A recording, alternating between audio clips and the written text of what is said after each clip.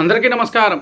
నా పేరు చూకల దుర్గాప్రసాద్ శాస్త్రి, బాపట్ల జిల్లా, బాపట్ల. శ్రీ కలియుగ శ్రీ వెంకటేశ్వర స్వామివారి యొక్క మహాప్రసాదమైన లడ్డు పవిత్రతను కాపాడాల్సిన గత ప్రభుత్వము కల్తీ నెయ్యితో భక్తుల యొక్క మనోభావాలను దెబ్బతీసే విధంగా చేసిన తప్పిదాన్ని పీఠాధిపతులు మఠాధిపతులు కూడా వారు తీవ్రంగా ఖండిస్తూ మన రాష్ట్ర ముఖ్యమంత్రి వర్యులు శ్రీ నారా చంద్రబాబు నాయుడు గారికి ఒక పీఠాధిపతి స్వామీజీ వారు ఒక లేఖను పంపించడం జరిగింది.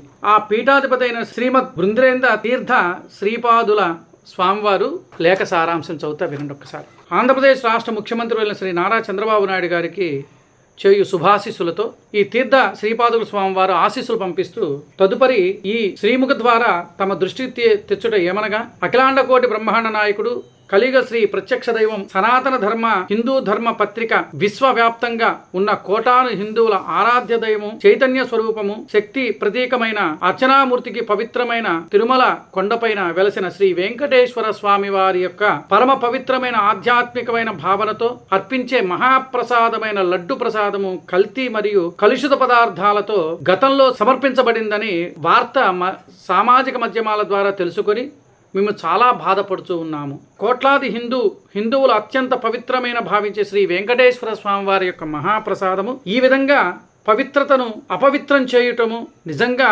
అపరాధము మరియు పాపభూష్టము. అంటే ఎంత పాపం అంటే మహాపాపం అన్నమాట. అది సనాతన ధర్మము హిందూ ధర్మ పరిరక్షణ కేంద్రంగా విరాజిల్లుతున్న మంత్రాలయ శ్రీ రాఘవేంద్ర స్వామి వారి మఠము యొక్క పీఠాధిపతులమైన మేము ఈ హేమైన కృత్యాన్ని ఖండిస్తూ ఉన్నాము. అంటే రాఘవేంద్ర స్వామి వారి యొక్క హిందూ ధర్మ పరిరక్షణ కేంద్రంగా విరజిల్లుతున్న శ్రీ మంత్రాలయ రాఘవేంద్ర స్వామి వారి మఠం యొక్క పీఠాధిపతులు ఈ విధంగా విన్నవించుకున్నారు. ధర్మో రక్షిత రక్షిత. మన భారత ప్రభుత్వం వారు మరియు మీ నేతృత్వంలో ఆంధ్రప్రదేశ్ రాష్ట్ర ప్రభుత్వము ఈ విషయాన్ని తీవ్రంగా పరిగణించి నిష్పాక్షికంగా విచారణ జరిపి కోట్లాది హిందువుల మనోభావాలను కాకుండా చట్టరీత్యా తగు చర్యలు తీసుకోవాలని సనాతన ధర్మ హిందూ ధర్మ విలువలను పరిరక్షణ కాపాడాలని మేము ఆకాంక్షిస్తూ మీకు విన్నవించుకుంటూ శ్రీమద్ ఋగ్వేంద్ర తీర్థ శ్రీపాదుకుల వారు ఈ యొక్క లేఖను పంపించడం జరిగింది.